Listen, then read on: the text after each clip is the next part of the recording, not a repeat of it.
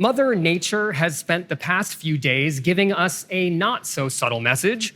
We are in trouble. Remnants of Hurricane Ida hit mid-Atlantic states last night with historic rainfall and deadly flooding. Today, across New York, New Jersey, and Pennsylvania, more than 150,000 homes were without power, and rescue workers searched for people stranded in homes, cars, and subways. Meanwhile, the West Coast is experiencing a different side of the climate crisis, what officials are calling unprecedented fire season. Firefighters are struggling to contain the fast-moving Caldor fire, one of the largest in California history, right now threatening South Lake Tahoe, a tourist town where snowmaking machines were put in use to fend off the flames. Michael Anthony Adams is with a team of firefighters on the front lines. Michael, I know how quickly this fire tore through California and tens of thousands have had to evacuate as a result. What's the latest on the ground?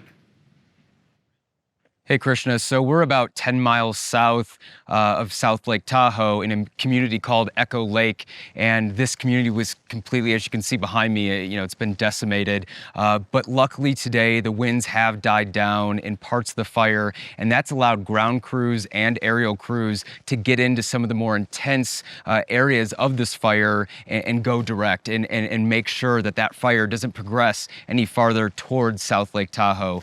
For more than a week, it's been crawling towards the lake, and this is a place that's very near and dear to many people in Northern California. I mean, I was engaged up in this area, and a lot of people in South Lake Tahoe are very frightened of what these flames could do, and you can see the destruction that they cause. And so right now, ground crews and air crews are trying to just get a handle on it.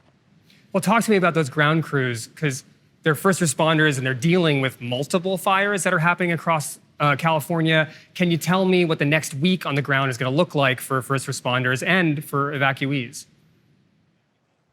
So right now, I mean, ground crews are spread thin. Last year, we spent time with a Hotshot Crew, part of the Forest Service, and we met up with them. This is their home force, and so we met up with them to kind of get a read on how they're feeling, how are they doing right now. I mean, they haven't lost the firefighting spirit, but they're exhausted, they're tired. They've been on for 18 days straight. They haven't seen their families. They're working 18, 19-hour a day. They get 3 or 4 hours of sleep at night, and then they're back out in the line the next day, and in really intense conditions. I mean, the smoke here is very thick.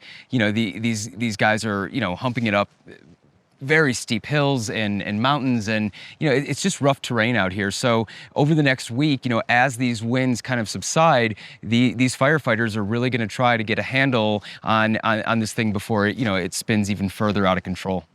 Okay, I can only imagine how exhausting that's got to be. With the winds dying down, are communities still at risk, and has anyone been able to get back to their homes?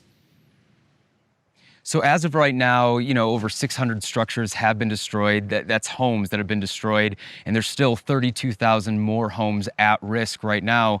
We have seen places like Pollock Pines, Camino. These communities are starting to trickle back in. Their, evacuation orders have been downgraded to an evacuation warning. So, we don't see that flood of people coming back into their communities, but they can if they want to, and hopefully they have a home to come back to. Unlike this house behind me, as you can see, I mean, this fire just destroys anything it touches. Well, thank you, Michael, for your reporting. That's Michael Anthony Adams.